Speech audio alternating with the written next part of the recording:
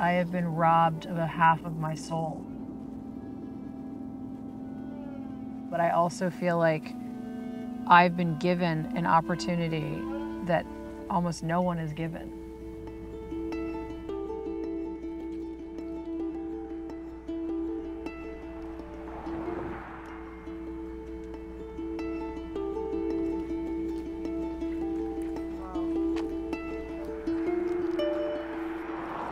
We were just told you need to come to Boston, and we somehow figured out how to get here and rented this house.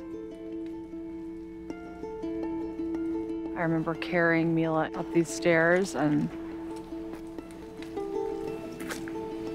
I remember the feeling of hope. I couldn't believe we'd gotten there.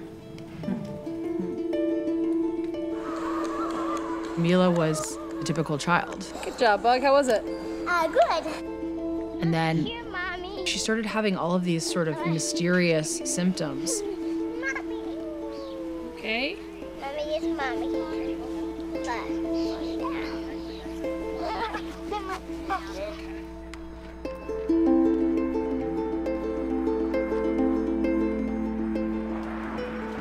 When we first got here, this was where I walked with Mila while she pushed her stroller, and she was having such a hard time lifting her feet. And after receiving treatment, she could lift her legs higher and she could push her stroller.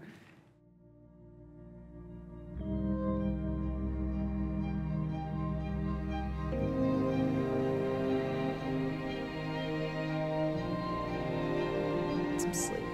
This treatment really, really helped Mila for a year, 2 years. I saw her seizures disappear. She just seemed stronger. I know you're hungry. But in the 3rd year, we could see the disease was, instead of stopped, maybe like slowed, and it was still progressing.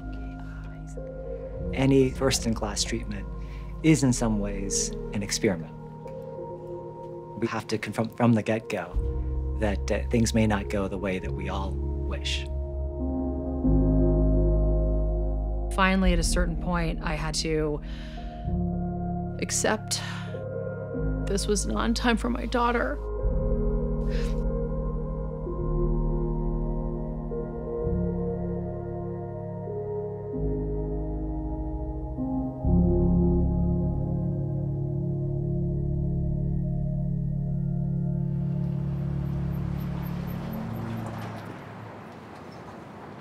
So now here we are, 3 years later.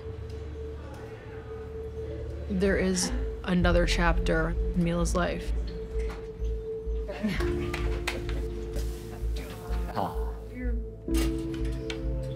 So we're looking at a section of Mila's frontal lobe. Is the gray matter. Looking at her cells, there is a level of detachment.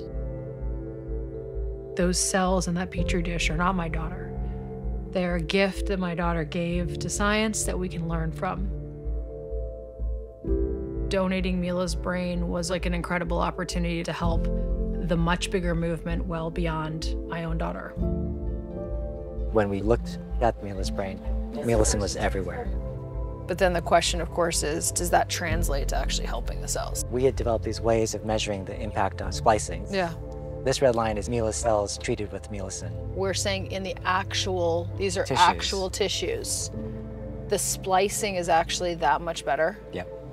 Wow, that's pretty crazy. Dr. Yu and I have been at the center of this sort of movement that's happened around individualized medicines, talking about how we could turn learnings from Mila after she died into a way of helping create a cell atlas for pediatric disease and the effects of treatment.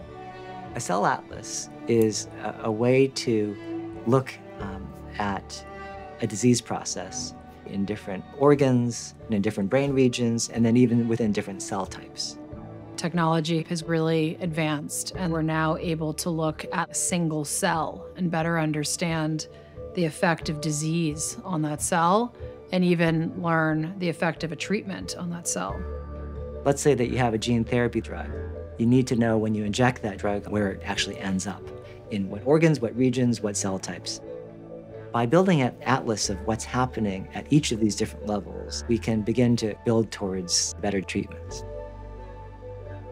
We need to treat, learn, improve, treat, learn, improve.